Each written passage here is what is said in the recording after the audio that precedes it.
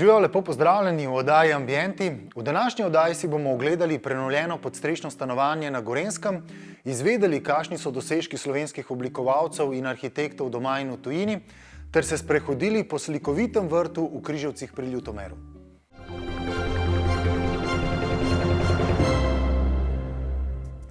Mlad par na Gorenjskem je temno podstrešje preuredil v svetov dom. Tam zgoraj je kar precej možnosti za rešitev prostorske stiske, ki pride s prihodom dvojčkov. Kamna Gorica je staro fužinsko naselje v občini Radovljica. V naselju prevladujejo nadstropne zidane hiše, predelane v 18. stoletju. V novejšem objektu, kjer je tudi pošta in kulturni dom, si je prazno podstrešje mlada družina preuredila v topel dom. Gospod Andrej, vi ste prišli sem kupiti ne stanovanja, ampak podstrešje. Kakšno je bilo takrat? Ko si odprl vrata, si videl klasično podstrešje, se pravi tema, pa na koncu dva okna v steni. In ste imeli takoj vizijo ali ste se obrnili in šli domov? Niti ne, da bi se obrnil, videl sem, da je relativno visoka podstreha, pa širina je bila tudi kar idealna in sem dobil kmalu predstavo. Zvečer sem že risal, kako bi kakšno stvar. In potem je še žena prišla zraven z svojimi idejami in sva kar kmalu dobila tudi, bi rekel, pogum, da sva se odločila za nakup. Kakšen je bil pa njen prvi odziv? Prvi je bilo tiho, sicer ona je poznala že prostor od Brehka, je od tukaj, pa takrat ni imela glih raven kakšne pametne ideje, da bi iz tega se dal kaj narediti. Koliko časa je trajala obnova? Mislim, da slabih 11 mesecev. Delali smo od jeseni pa čez zimo. Zanimivo je bilo tudi to, da vmes je padla temperatura tudi pod nič. Tako da nam je bilo prijetno pri srcu, zdaj pa ne. Tista zima je bila zelo radodarna za snegom. Padalo je čez 70 cm snega že na okna in to je bila tudi ena taka izkušnja, ker nisem vedel, a bojo okna zdržala, a ne bojo, to težo. Koliko okn ste pa potem vgradili, ker niso samo dve? Ja, sprva jih je bilo vgrajenih 21, plus terasa. Teraso smo odprli, nismo šli v klasično izgradnjo farčade. Praktično nismo iskali prostora, vendar svetlobo. Potem smo pa naknadno, ko sta se nama rodila še dvojčka, ker smo že iskali zopet nove prostore, smo pa zgradili tukaj gor še en prostor, kamor smo dali še dva strešna okna. V bistvu v mansardi dodatno dvignili. To pomeni, da ste tu izrezali streho, ne? Da je nastala ta terasa. Kateri so bili največji posegi, ker tukaj ni bilo najbrž teh komunalnih priključkov, ogrevanje? Ogrevamo se na olje, kakor vsa ostala 3 stanovanja, ki so še tukaj noter. Sva pa tudi izgradila kamin na drva. Tukaj? In ta kamin praktično segreje vsa prostora. Takrat, ko res dobro zakurimo, takrat so vsi radiatorji mrzli. Ste pravi, ste v poletnih mesecih pridni in napravljate drva? Ja, smo blizu gozda, tako da tu nimamo problemov. Gospa Nina, vi ste po poklicu učiteljica športne vzgoje, imate pa tudi druge hobije. Ja, kar nekaj jih je. Rada ustvarjam, se pravi predvsem z naravnimi materiali. Kakšno stvar tudi prinesem iz gozda, ali pa iz okolice, naprimer kakšno starino.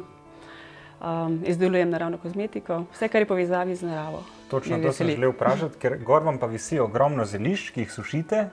Ja, te zelišča so z namenom tukaj in sicer sem letos imela eno poseben izziv, izkušnjo, zelo fajno, ker se je prijateljica poročila in me je prosila, da ji okrasim poročno dvorano. In sem bila zelo vesela, da mi je tudi ta čas doletela. In tako, ker pa je bilo vse, ker je tudi sama zelo povezana z naravo, si zaželela 10 zelišč, tiste zdravilne rožice, da bi tudi krasile njeno dvorano in sem te zelišča tudi nabirala veliko časa prej že, in tudi tako, da so bile suhe in sveže zelišča prisotne v tej dvorani in sem takole sušila jih, kot jih boste videti. Kaj je pa bil največji izziv v tem prostoru, kjer živite? Ker namreč je zelo lepo in okrašeno in je večinoma plod vaših idej in vašega dela. Ja, hvala lepa. Ja, vse mi je bilo tako izziv, vse mi je bilo super ustvarjati, krasiti, ker da je prostor domač, topel, je potrebno tudi barvito, se pravi barve uskladiti, predvsem naravne tone, jih povezati v eno celoto skupaj, predvsem ta postavitev, tako da je vsega pomalem in ne preveč, ne?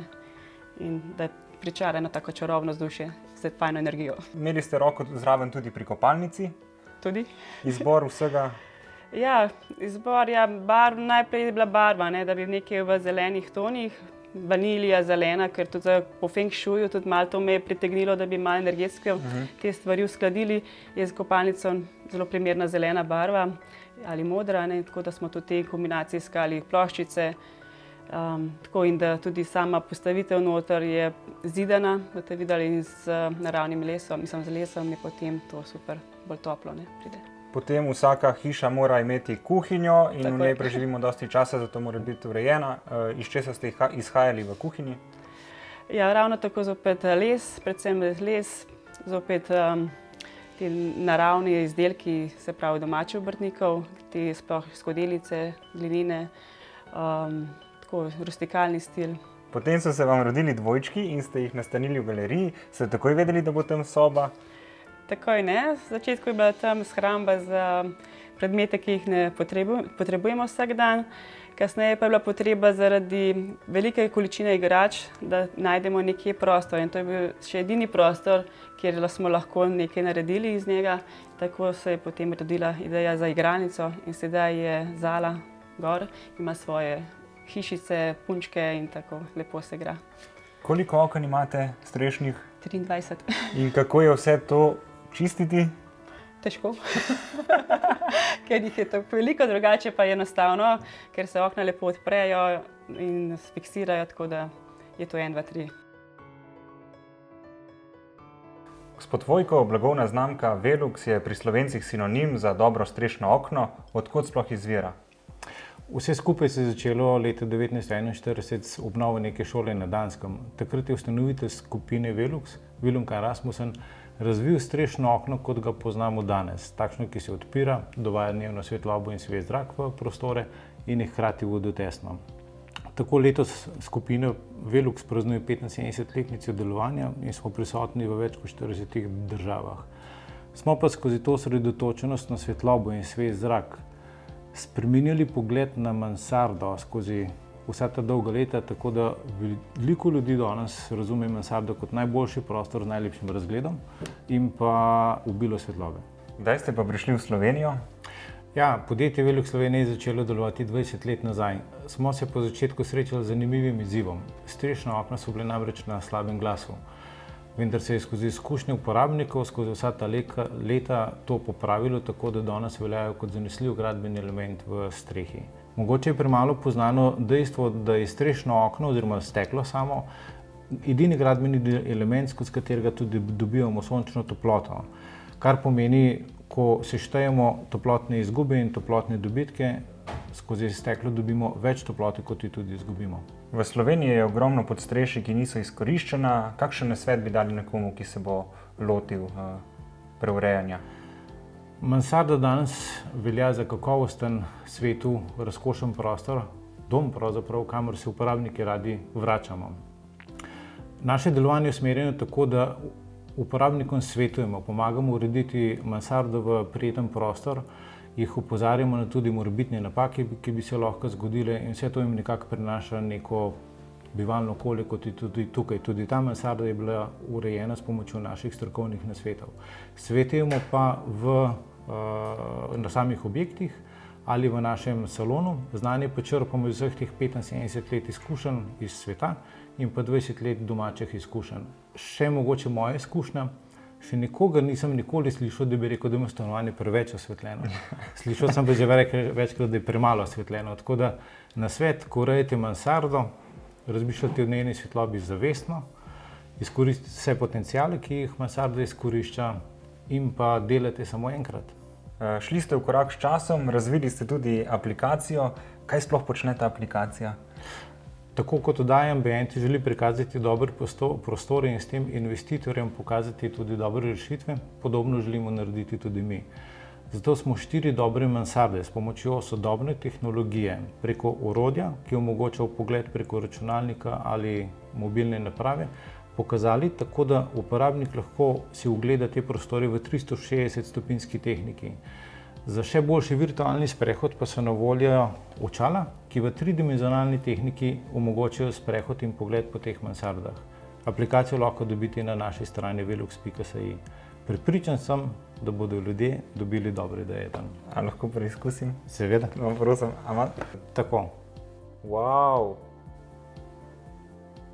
Vse je svetlo. Ja, vas ni tukaj, ne? Zdaj je kuhinja. Kaj pa moram storiti, da dobim taka očala? To je precej enostavno. Greste na našo stran velux.si in jih tam naročite brezplačno. In pridejo na dom. Tako je. Super.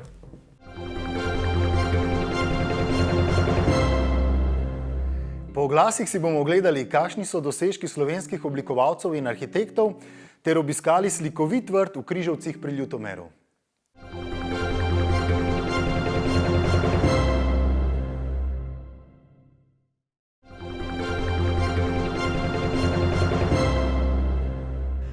Kakšni so dosežki slovenskih oblikovalcev in arhitektov doma in po svetu?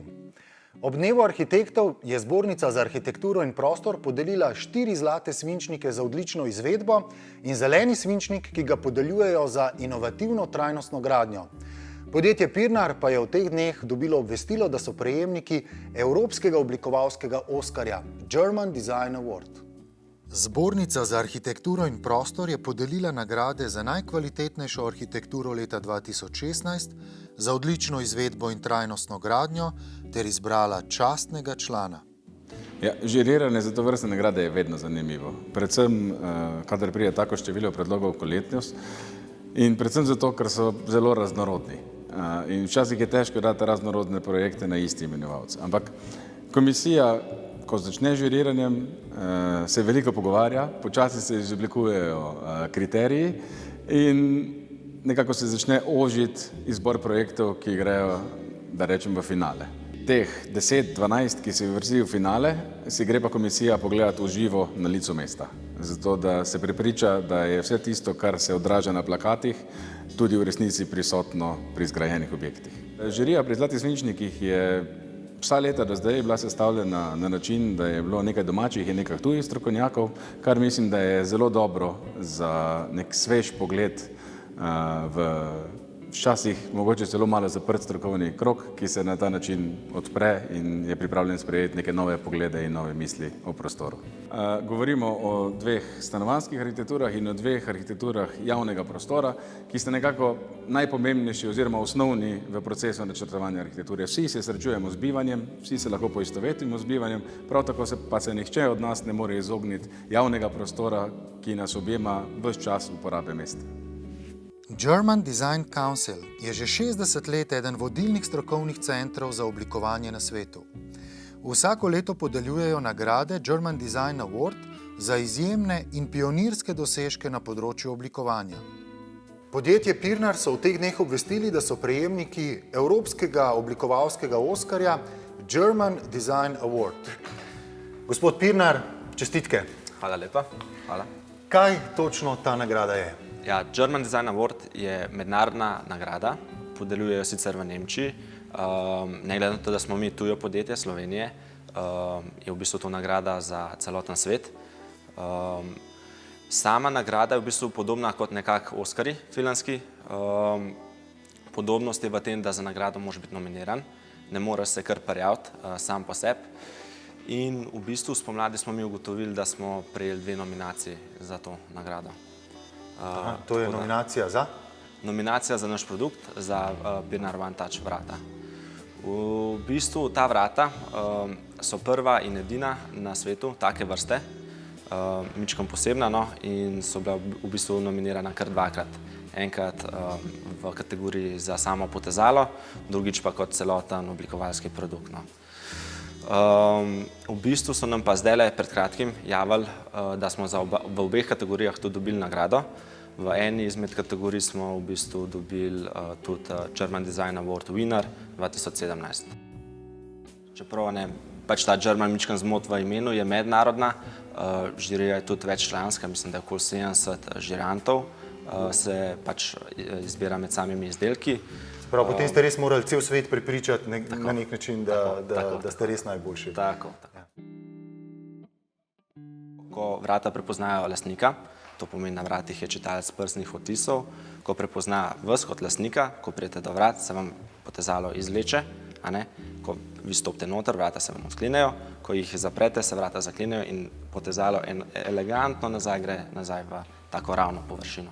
To je vsekakor tudi nagrada za vaše oblikovalce, ustvarjalce vrat in izdelkov, ki jih ponujate. Ja, seveda, ja. Tako kot samo podjetje je dobilo priznanje, so ga prav tako tudi oblikovalci in seveda razvojniki, celotna ekipa, ki je bila vpletena v ta projekt. Dejansko je to tudi nagrada za njih samih, da jim je pokazala, da so njihovo delo, njihova inovativnost, vse to, da je dejansko svetovno priznana.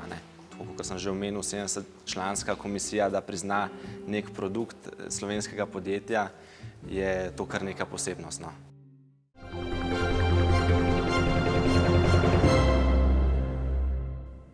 V Križevcih pri Ljutomeru smo se sprehodili po slikovitem vrtu, kjer imajo poleg rastlin pomembno vlogo tudi živali. Ene so glasne in klepetave, druge pa tihe kot japonke. Ker je hiša pomaknjena navznoter, se s ceste in dovoza zdi, kot da za njo ni vrta. Vendar že prvi koraki vzdolž Sonjine in Tomasove hiše razvodenajo, da je tu še kako živahno. Pogled na cvetlice in okrasne trave, ki namesto ograje obrobljajo vrt, najprej pospremi pozdrav v pristni papagajščini. Sonja, so bile pri vas prej papige ali okrasni vrt?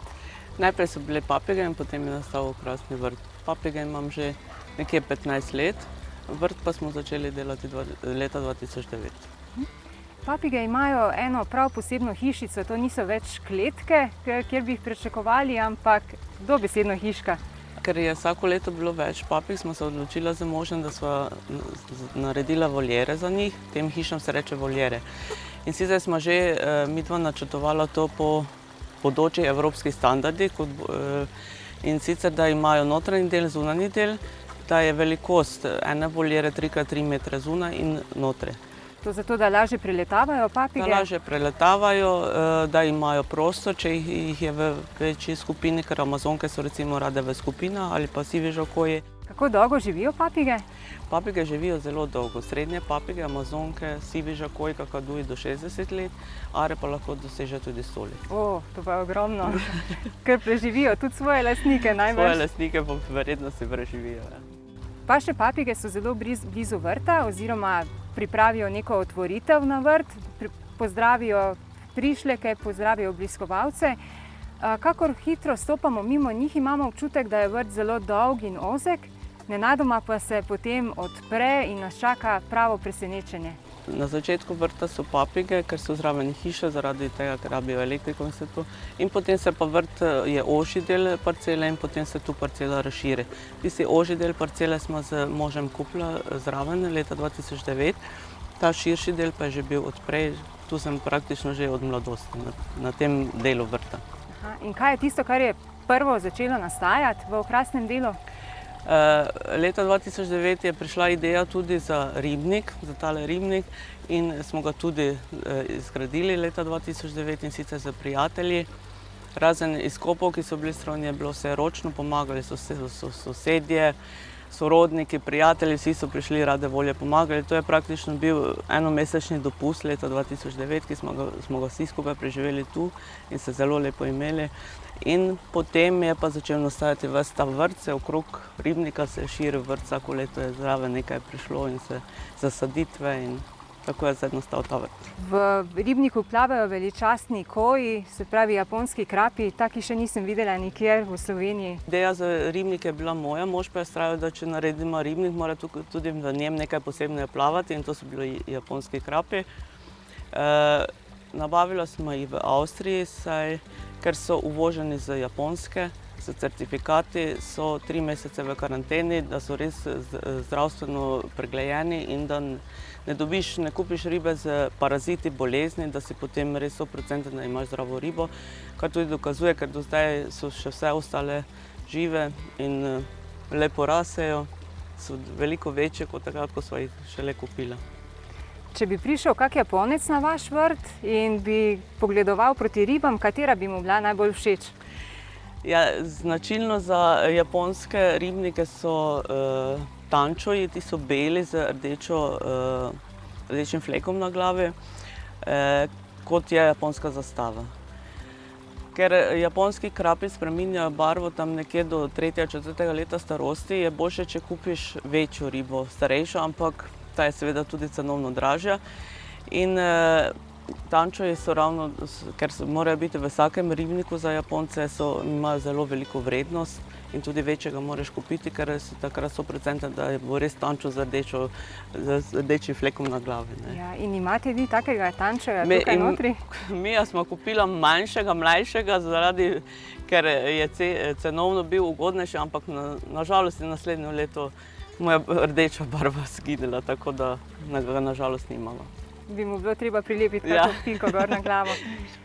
Kaj pa tam vidim, da imate tudi zelo prostorno pergolo?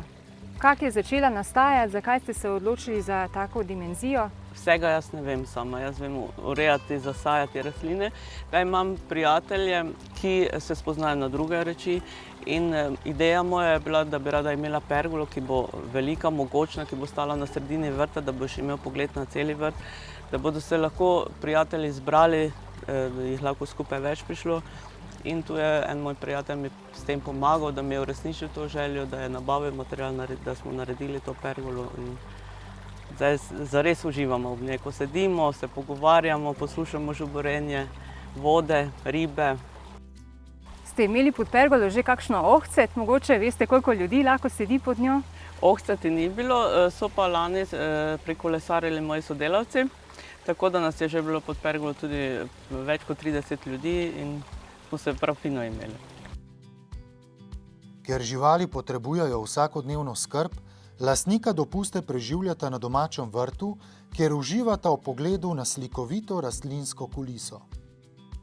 Kot posebnost bi omenila ta brin, ki je rasel že v ribnik, se je razrasel in se je že rasel v ribnik in zato sem se lani odločila in tudi preizkusila v obrezovanju in sem ga tudi obrezala v japonskem stilu.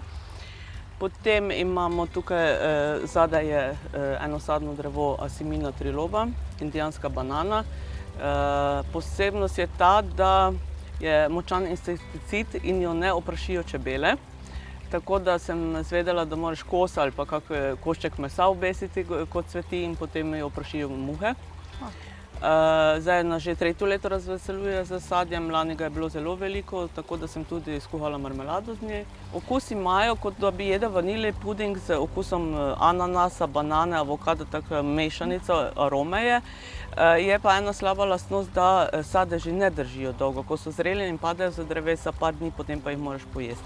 Potem imam voleme pine, to je najstarejše drevo, ki izhaja iz časa dinozavrov. In pa mogoče čilsko smreko, arakuarijo. No, potem so posebnosti za mene so dve smreke, ki so bile novoletne smreke in zdaj so rasle tu v vrtu. In pa tam na koncu sta še dve brezi, kateri je zasadil dedek in sta dediščina od njega. Očarljive in nezahtevne so okrasne trave. Posajene so v večjih skupinah, da kot ograja zapirajo pogled na sosednjo njivo. Ker so dekorativne tudi po zimi, jih Sonja poreže šele zgodaj spomladi. Vrt ste začeli oblikovati leta 2009, se pravi pred 7 leti, pravličnih 7 let. Kaj vam je prineslo, kaj ste se v tem času vse naučili? V tem vrtu sem se veliko naučila, največ potrpežljivosti. Sadila sem manjša drevesa, ki z leti hitro zrasejo, zato moramo paziti, kako sadimo drevesa, da jih ne sadimo pregosto, ker potem ne pridejo one do izraza.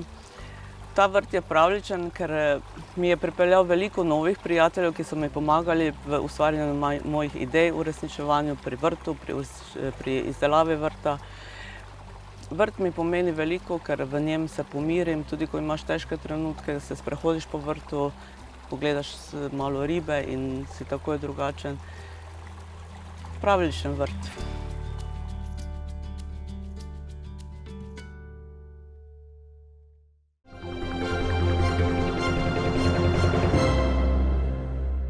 Vabim vas, da nas spremljate na našem Facebook profilu TV Ambienti. V primeru, da ste spustili kakšno od naših oddaj, pa si jo lahko ogledate v našem arhivu na spletni strani www.tvambienti.si. Imejte se lepo, uživajte, vidimo se spet prihodnji teden, ko boste izvedeli, kaj vse potrebujete pri načrtovanju novogradnje in vam pokazali stanovanje, kjer se s pomičnimi drsnimi vrati oblikuje sobe, spalnica pa je skrita kar v omari.